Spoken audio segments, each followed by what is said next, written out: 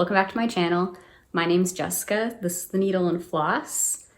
And this is a channel all about cross stitch, knitting, anything crafty related, and really anything I want to talk about. But it's mostly crafts. It's mostly cross stitch, let's be real. It's mostly cross stitch. You can follow me at the Needle and Floss on Instagram to see everything that I'm doing in between my videos. And I also have some patterns for sale on Etsy. All of that is linked below, as well as anything else I show in the video, knitting and cross stitch patterns. That will all also be down below as well. Speaking of Instagram, I hit 1,000 followers this week, and to celebrate, I am running a giveaway. So if you're interested, this also ties back to my Etsy shop. But I have a series of console controllers that I've designed. So here is my PlayStation controller, my Xbox, Super Nintendo, and Nintendo Switch. So to one lucky person, they will win all 4 PDF patterns in that series if you head over to my Instagram giveaway post. And then on top of that, it's been a pretty busy week.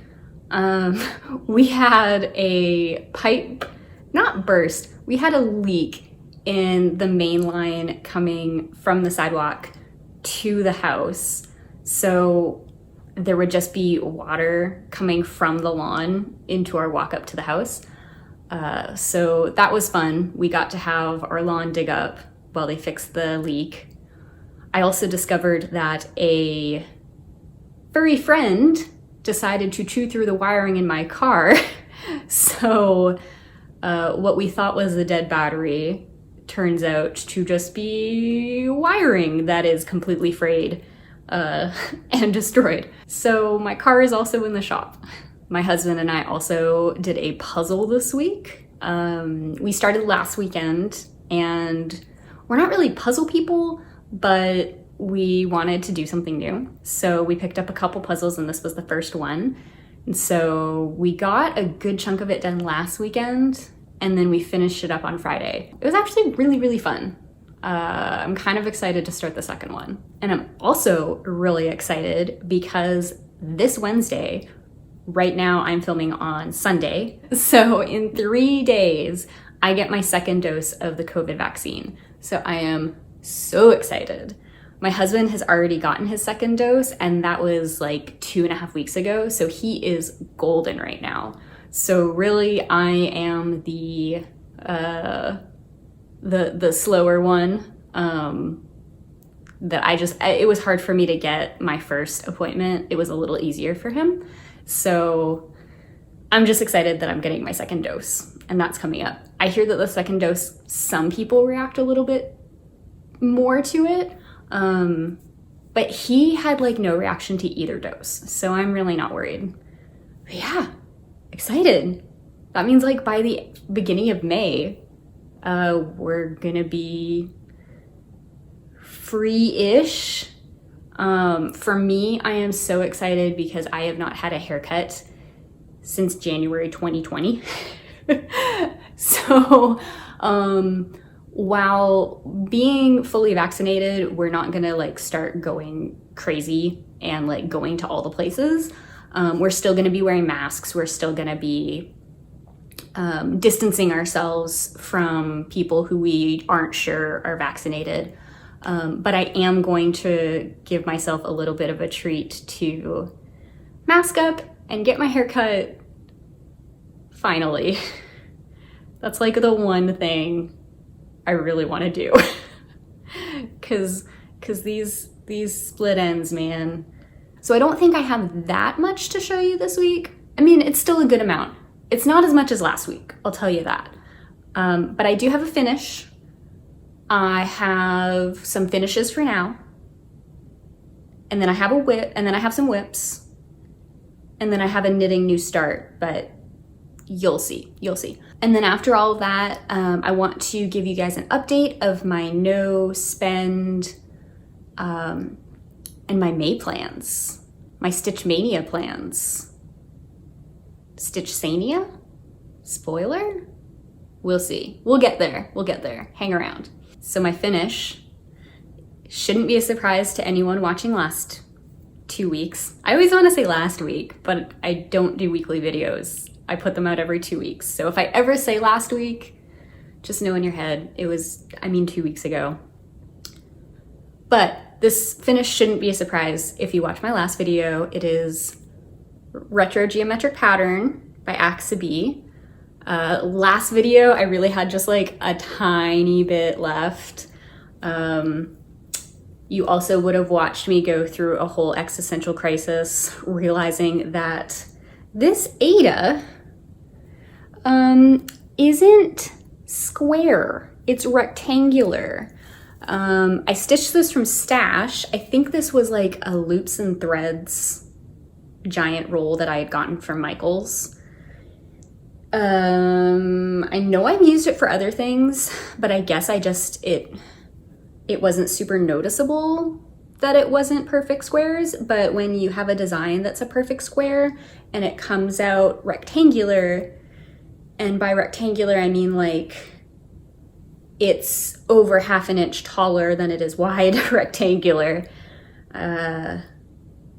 it's pretty noticeable. Thank you so much for everyone who reached out in the comments. Special shout out to Ginger Gerald Stitcher for making me feel a little bit better about my options. I still might try a square frame with this and see how it goes and do stretching, but I haven't really decided. I really think I'm just gonna put this away for a little bit and come back to it.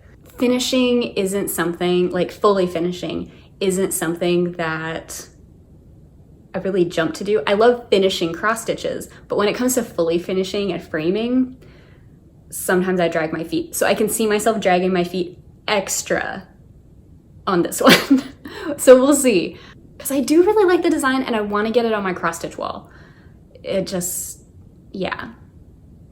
We'll see how it goes. Next up, we've got a finish for now, and that's Made to Create by Caterpillar Cross Stitch. So this is the third pattern release, and I have fully finished it. I'm just waiting for the next pattern release. We can see that we've got in REA, pretty sure it's gonna say create.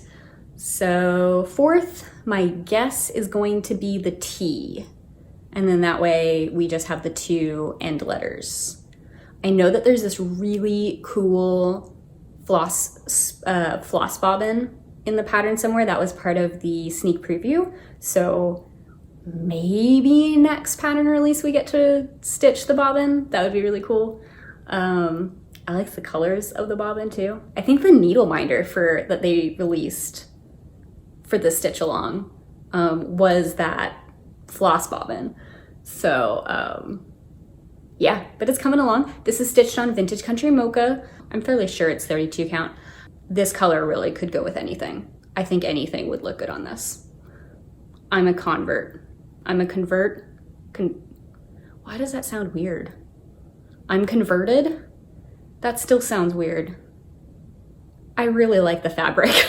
All right, and my last finish for now, my second finish for now, the last one that has kind of a finish is There Is No Planet B by the Tiny Modernist. And look how cute it's coming. So this is the part that was released.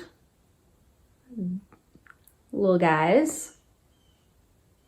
And every time I pull this out, it's like a little pop quiz for me. So let's go over the animals. All right, the first pattern release was the okapi, the black-footed ferret. The next pattern release was the black rhino and the otter. Then we had the Sunda pangolin and the Atlantic puffins. And then this time we had an axolotl and a great hammerhead shark. And they're all endangered animals. I don't think I mentioned that. These are all endangered, and each pattern release, it's 2 animals, and they give a little fact sheet on each animal with each release. So each release has 2 animal fact sheets with it. And it like you get to learn about the axolotl and like how big they are and where they came from and you know the status of their endangerment and you know all those things. But yeah, and this little pattern release, it stitched up so quick. I did this in a whole day. I mean, granted it was a weekend day and I did a lot of stitching, but I did it in a whole day. It was crazy. I feel like it has to be that this pattern release just wasn't as big as the other ones. I don't know. It's gotta be, because like look how big that black rhino is. Yeah. I don't think there was as many stitches in this release. Like I'm just kind of looking at these versus like this whole area. Yeah, this was light. Okay, I don't feel so crazy for knocking this out in a day then. This is the called for fabric that the Tiny Modernist calls for, which is Ariel in Picture This Plus. I feel like every video I rave about how soft this linen is, but it's true, it's super soft. Totally get why people like Picture This Plus. I also chose 32 count because apparently I like 32 count. I really like stitching with 2 strands is what it is. And I like the coverage that gives me with 32 and 36 counts when it's stitched over 2. I'm eagerly awaiting the May release because this is the bottom. This is the bottom and this is the middle. So there's actually like quite a bit over here. I'm just folding it so that it's like centered for now. But this is the very bottom of the piece. And the releases actually show you like the sections that they're going to release next. So I think the next section is going to be like over here. Really digging this. It's a really cool pattern. I just looked at my notes. I was getting my SALs mixed up, my stitch-alongs mixed up. This is not Tiny Modernist. What I'm about to show you is, this is Cloud's Factory. So I am so sorry for any confusion and to Cloud's Factory if for whatever reason they're watching. This is designed by Cloud's Factory. Cloud's Factory. Cloud's Factory.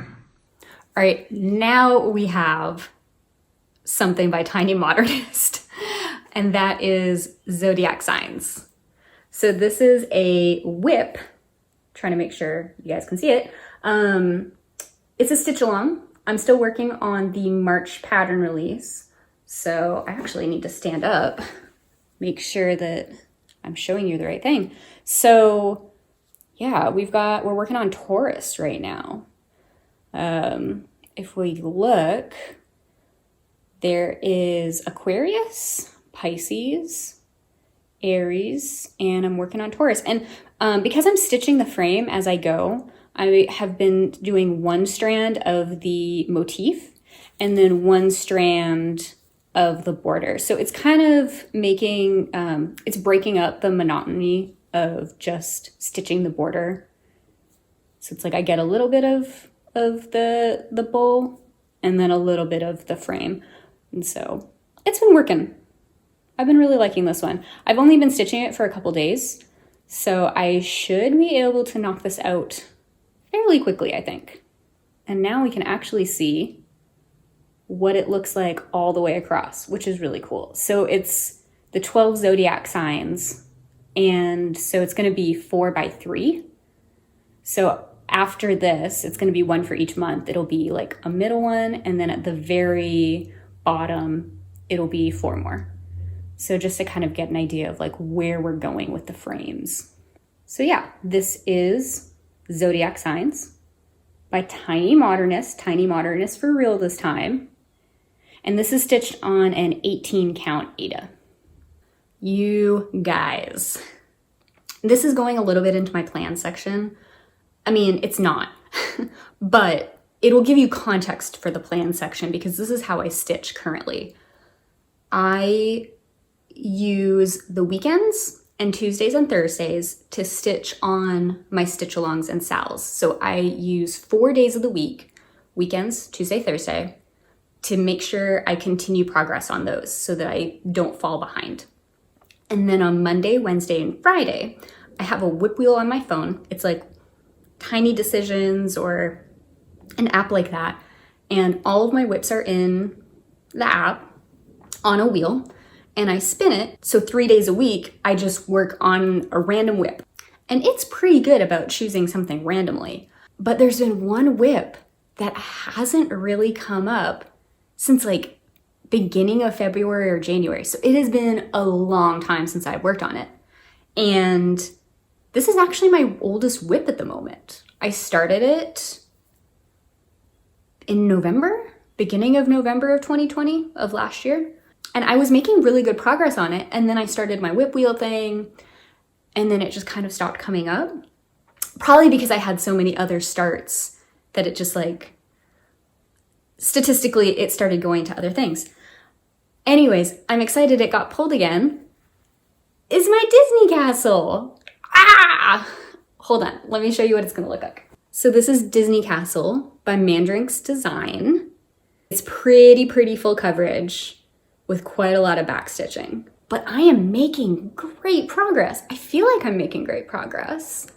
I don't know. This actually came up twice on my whip wheel in these past 2 weeks. I got all of this done.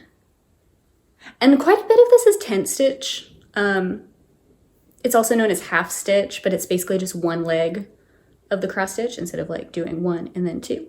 It's just the one. So it actually goes really quick. But yeah, guys, look how awesome that looks. The fabric is literally called Summer Sky. It's a 32 count Joblin. I'm not sure the brand. I got it on 123 Stitch. It's a very pretty fabric, and it's like, if you look at the sky, like it is, I feel like that is a great match for the sky portions that are gonna show through.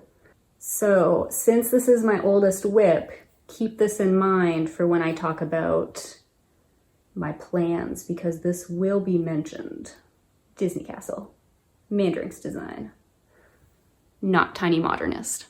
The last couple weeks, I also got some progress in on my forest monogram of the letter D. D is for my last name. And I'm starting to get some trees in, you guys. So this is a 28 count antique white linen, and I'm actually doing 1/1 on this guy. So these are super teeny stitches. I want to see if my camera will play nicely in showing them to you. It kind of is. They're still kind of fuzzy. But yeah, so this time around, I've started putting in the dark trees. So now it's really just going to be the trees on the bottom, and that is super exciting because this part got a little boring. But I'm really loving the trees, and I'm so excited to get this finished because I have plans for this finished stitch. This is done by Cozy Evening Stitch. You can find them on Etsy. Yeah, my D monogram. Looking super cute. Matching my plants. All right, the last cross stitch that I have to show you guys is another whip that hadn't really come up in a while. And that is this Whale in a Lightbulb by Cute Patterns by Maria. And if you've watched my first couple episodes, you'll know that this piece is where I realized to look at the pattern before I start deciding if I choose to stitch 1/1, basically with one strand or two strands, because I really wanted to stitch this with one strand, which is what I did. And then after I started, and after I got pretty far in it, I realized there were blends. So this is the piece that taught me to check for blends before I stitch with one strand. But this is where we're at. I finished all of the water and I started filling in the whale. I filled in the heart. I filled in some bubbles. It's hard to see. I got a little bit of green in for the seaweed. Starting to come through. It's the lighter green, so it doesn't pop quite as much. Yeah, Really, it kind of blends with this fabric, which is actually a 25 count Lugana. I think this might be my first time using 25 count, but I really like the 1/1 with 25 count. It's fantastic. It's just I should have checked to see that there were blends, which is totally on me. But the color, like, it kind of doesn't really pop, but there's going to be a lot of back stitching, so I'm really not worried about it. I think with the back stitching and once everything is finished, like, this is going to look really, really lovely. So yeah, I'm excited. There were, for those who aren't going to go back and watch past episodes, totally get it. My solution for the blends for stitching 1/1 was actually suggested by someone in the comments. You stitch the bottom leg in the darker color and then the top leg in the lighter color. And from my experience, the lighter color shows up a lot more than the darker color, but it's still a little bit. So the blend isn't as smooth as if I had followed the pattern and actually done the blends correctly. If you were to stitch this and do it with 2 strands, like, the blend would be seamless. I'm still pretty happy with how it turned out. And it's gonna be the size that I wanted, which was the whole reason I wanted to do 1/1. I mean, I could have done 2/1, but that would have been like super cramped. And I don't think 2/1 would have looked good. But I essentially wanted the pixel resolution of 1 strands over 1 on 25, because that's going to put it in a 5x7 frame, which is what I wanted. All right, knitting. So this is a finish, but also a new start. You'll see. So I finished. Whoa, this is a big sock. I finished my husband's sock. I think it looks pretty good. He tried it on. It seems to fit perfectly, so I'm very excited. This is only my 2nd pair of socks that I'm knitting, and when I was knitting my own, I tried on my socks as I was knitting them. For him, I didn't, because I'm using a 9-inch circular needle to knit these. I didn't know if I'd be able to have him try it on without the stitches slipping off the needle. Like, it was going to be a really tight squeeze, so I just did it by calculations and it worked really well. So with that is the new start, which is, ta-da! So I have already knit all the way down the leg, the heel flap, the heel turn, and I am doing gusset decreases right now, which when I was doing the decreases on the other sock, they took a really long time. So I feel like it's gonna feel forever of me just knitting the foot, which is fine. It's pretty mindless knitting.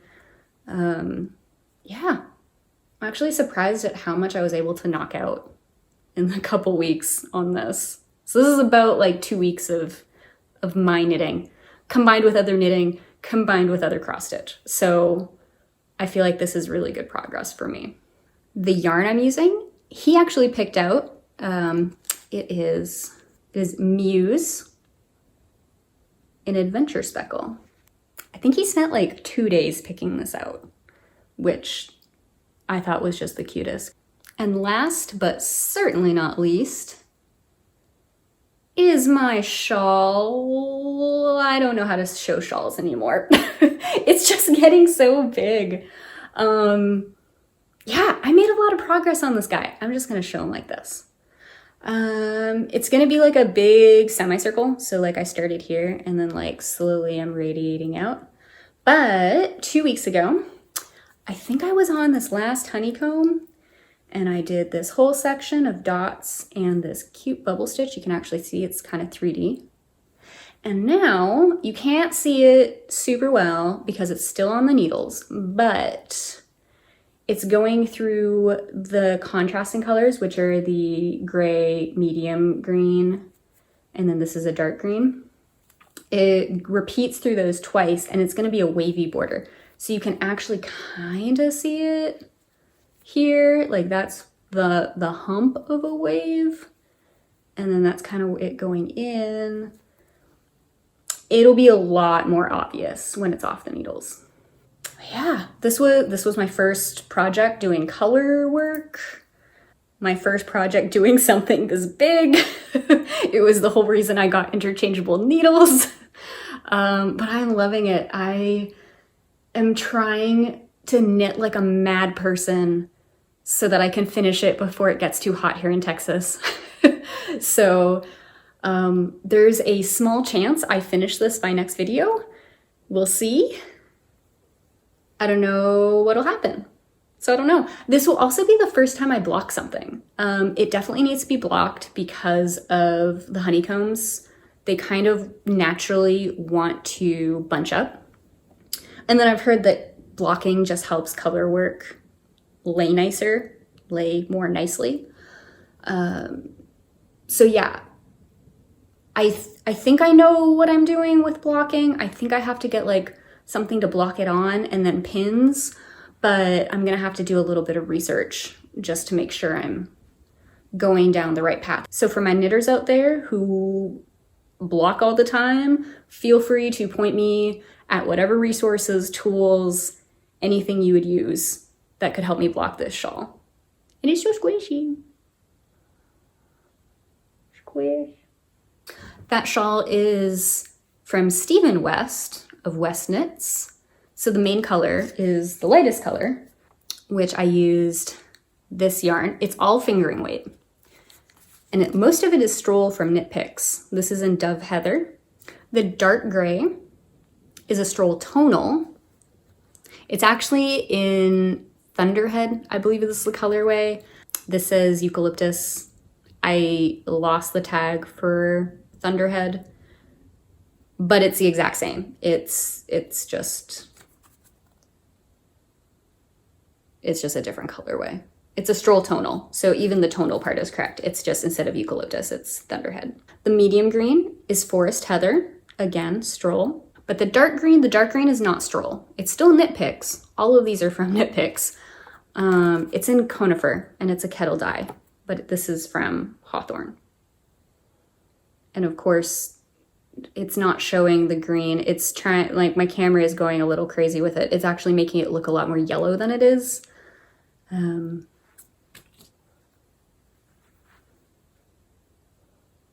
There we go. That actually is a really good depiction of what the color looks like.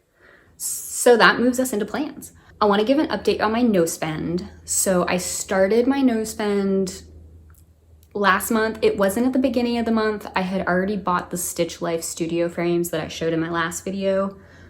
I had already bought those before I decided on no spend.